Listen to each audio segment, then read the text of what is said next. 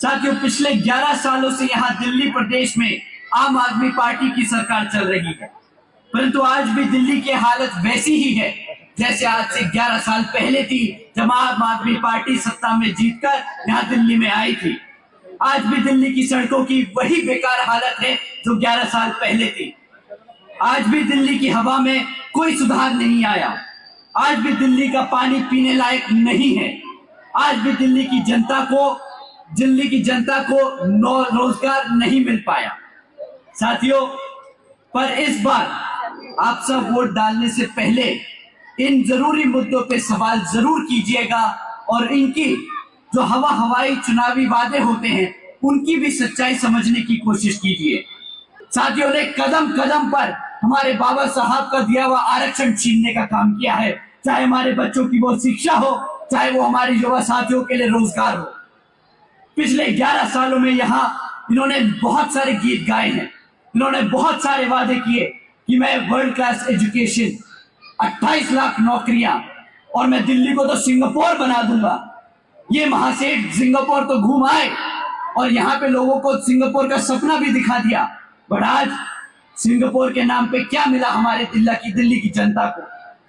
आज दिल्ली में साफ पानी तक नहीं है पीने के लिए। हर साल गर्मी के मौसम में हमारी दिल्ली की जनता को टैंकर माफियाओं के भरोसे जीना पड़ता है। यहाँ दिल्ली में कॉलोनी में टैंकर आएगा तो पानी मिलेगा, नहीं तो पानी नहीं मिलने वाला। साथियों, यहाँ दिल्ली के विधानसभा आम चुनाव के संबंध में कुछ जरूरी बात आप लोगों के बीच में रखने से पहले मैं अपने सभी संतों, गुरुओं, महापुरुषों को, जिसमें खासकर महात्मा ज्योतिबा फूले, छत्रपति शाहू जी महाराज, नारायण गुरु, बाबा साहब डॉक्टर भीमराव अंबेडकर जी एवं मान्यवर साहब श्री काशीराम जी को नमन करता हूं। साथ ही मैं बहुजन समाज पार्टी की राष्ट्रीय अध्यक्ष व उत्तर प्रदेश की 4 बार रही मुख्यमंत्री व पूर्व सांसद आदरणीय बहन जी के नाम से लोकप्रिय बहन कुमारी मायावती जी को भी पूरे तहे दिल से आभार प्रकट करता हूं। साथियों, जिन्होंने अपनी पूरी जिंदगी वामसेव, जीएस4 व बीएसपी के जन्मदाता एवं संस्थापक मान्यवर साहब श्री काशीराम जी के बताए हुए रास्ते पर चलकर परम पूज्य बाबा साहब डॉक्टर भीमराव अंबेडकर जी के मानवतावादी व आत्मसम्मान एवं स्वाभिमान के मूवमेंट के कारवा को अपने आजीवन त्याग, तपस्या व कड़े संघर्ष के जरिए एक नई राजनीतिक ऊर्जा दी है, शक्ति दी है और पहचान दी है तथा उत्तर प्रदेश जैसे विशाल व महत्वपूर्ण राज्य में 4 बार अपनी पार्टी बीएसपी के नेतृत्व में सरकार बनाकर खासकर हमारे बहुजन समाज के लिए एक ऐसी मिसाल बन चुकी है जिससे प्रेरणा लेकर करोड़ों लोग आज यहाँ दिल्ली में भी सामाजिक परिवर्तन व आर्थिक तरक्की के मिशनरी कार्य से जुड़ चुके हैं। इतना ही नहीं, बल्कि मैं खुद भी उनके इस नेतृत्व से प्रभावित होकर बीएसपी मूवमेंट से जुड़ा हूँ और उनके पद चिन्हों पर चलकर इस मिशनरी दायित्व व कर्तव्य व फर्ज को अपनी आखिरी सांस तक निभाने की पूरी कोशिश करता रहूंगा। साथियों, अब मैं आपसे यहाँ विधानसभा आम चुनाव के संबंध में कुछ जरूरी मुद्दे आप लोगों के बीच में रखना चाहता हूँ। साथियों, पिछले 11 सालों से यहाँ दिल्ली प्रदेश में आम आदमी पार्टी की सरकार चल रही है, परंतु आज भी दिल्ली की हालत वैसी ही है जैसे आज से 11 साल पहले थी, जब आम आदमी पार्टी सत्ता में जीतकर यहाँ दिल्ली में आई थी। आज भी दिल्ली की सड़कों की वही बेकार हालत है जो 11 साल पहले थी। आज भी दिल्ली की हवा में कोई सुधार नहीं आया। आज भी दिल्ली का पानी पीने लायक नहीं है। आज भी दिल्ली की जनता को रोजगार नहीं मिल पाया। साथियों, पर इस बार आप सब वोट डालने से पहले इन जरूरी मुद्दों पे सवाल जरूर कीजिएगा और इनकी जो हवाई चुनावी वादे होते हैं उनकी भी सच्चाई समझने की कोशिश कीजिए। क्या काम किया है केजरीवाल जी की सरकार ने हमारी पढ़ाई यानी शिक्षा के क्षेत्र में, हमारे बच्चों को रोजगार के देने के क्षेत्र में और आपकी अपनी दिल्ली की डेवलपमेंट के लिए? मैं यहाँ बैठे सभी से पूछना चाहूंगा, क्या क्या मिला आप लोगों को आपके बच्चों को शिक्षा के नाम पे। केजरीवाल जी की सरकार के चलते हुए पिछले 11 सालों में यहाँ इनकी सरकार ने सिर्फ आपकी आंखों में धूल झोंकने के अलावा और कुछ नहीं किया।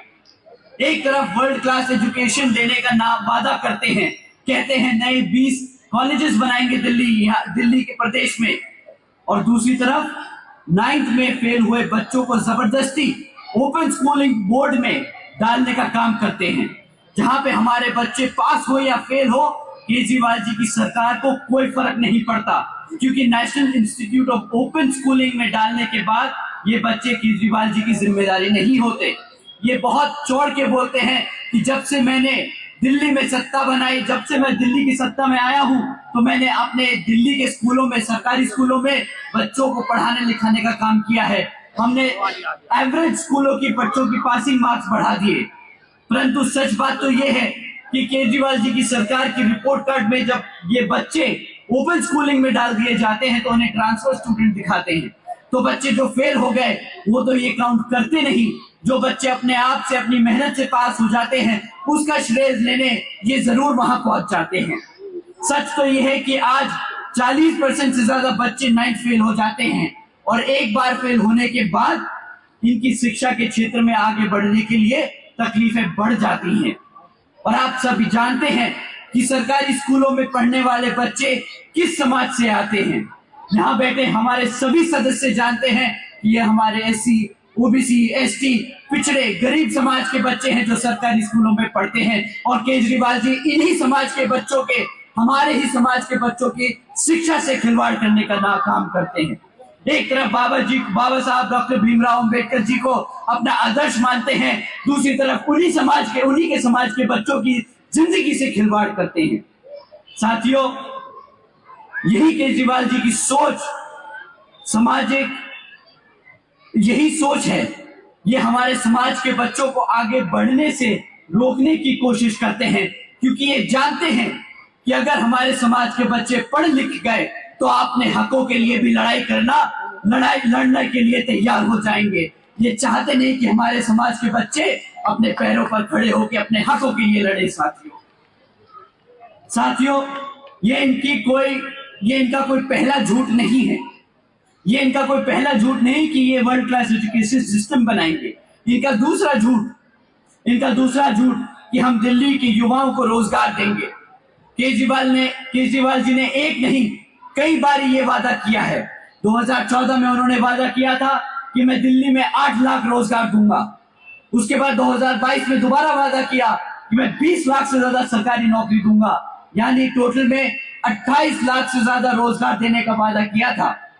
परंतु आज 11 साल बाद भी केजरीवाल जी की सरकार ने मात्र 12,500 नौकरियां दी हैं। मात्र 12,500 नौकरियां। भाई साहब, इनसे अगर कोई पूछे ना कि आपके वादों के पिटारे को खोल के दिखाओ, तो ये तो इतनी लंबी हाँकते हैं जैसे द्रौपदी की साड़ी हो, ये फेंके जाए और हम लपेटते जाएं। 28 लाख नौकरियां देने का वादा किया था और दिया क्या? 12,500 नौकरियां। ये भी कोई वादा होता है? ये से तो हम धोखा भी नहीं कह सकते। सामने मुंह पे झूठ बोल के गया आदमी। इतना ही नहीं, बल्कि दिल्ली में जो पहले से सरकारी नौकरियां थी, उनका आज इतना बुरा हाल कर दिया भाई साहब ने। आज 40% से ज्यादा वो सरकारी नौकरियों को भी इन्होंने कॉन्ट्रैक्चुअल यानी कच्ची नौकरियां बना दी। एक तरफ तो इन्होंने पक्की नौकरियां दी नहीं, दूसरी तरफ जो सरकार में पहले पक्की नौकरियां थी उनको भी आधी से ज्यादा नौकरियों को कच्ची बना दिया, ताकि कच्ची नौकरियों में इन्हें बाबा साहब का दिया हुआ जो हमारा आरक्षण है वो ना देना पड़े। साथियों ने कदम कदम पर हमारे बाबा साहब का दिया हुआ आरक्षण छीनने का काम किया है, चाहे हमारे बच्चों की वो शिक्षा हो, चाहे वो हमारे युवा साथियों के लिए रोजगार हो। पिछले 11 सालों में यहाँ इन्होंने बहुत सारे गीत गाए हैं, इन्होंने बहुत सारे वादे किए कि मैं वर्ल्ड क्लास एजुकेशन, 28 लाख नौकरियां, और मैं दिल्ली को तो सिंगापुर बना दूंगा। ये महासेठ सिंगापुर तो घूम आए और यहाँ पे लोगों को सिंगापुर का सपना भी दिखा दिया, बट आज सिंगापुर के नाम पे क्या मिला हमारे दिल्ली की जनता को?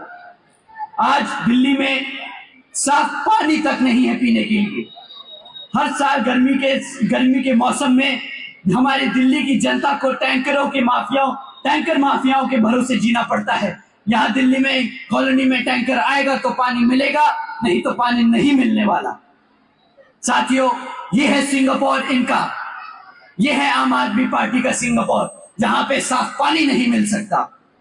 ये किस तरीके के मुख्यमंत्री हैं। एक तरफ कहते हैं कि मैं सिटी ऑफ लेक्स बना दूंगा, और जब बारिश का मौसम आता है तो पूरी दिल्ली डूब रही होती है। इनका मतलब है कि दिल्ली को डुबा दो तो सिटी ऑफ लेक्स बन जाएगा। साथियों, इनके वादों का कोई सर पैर नहीं। जब भी इलेक्शन आता है तो इन्होंने तो एक नया वादा निकाल के डाल देना है आप लोगों के बीच में। पूरा करे या ना करे, कोई इनको जिम्मेदार नहीं ठहराता। जब इनसे हम पक्की सड़कों के लिए बारे में पूछे, साथियों, अगर आप इनसे कभी पक्की सड़कों के बारे में पूछेंगे ना, तो ये पलट के आपको जवाब देंगे कि जी वो तो एलजी काम नहीं करने देते। इनके पास हर चीज का जवाब है। जब आप इनसे सवाल करेंगे तब ये अपनी जिम्मेदारी से पल्लू झाड़ने का काम करेंगे।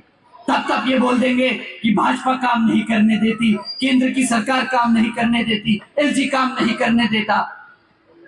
आज दिल्ली की जनता को इनसे पूछना होगा कि भाई अगर तुमसे काम नहीं होता है तो सत्ता छोड़ दो, नहीं जरूरत है तुम्हें मुख्यमंत्री या आम आदमी पार्टी को सत्ता में रहने की।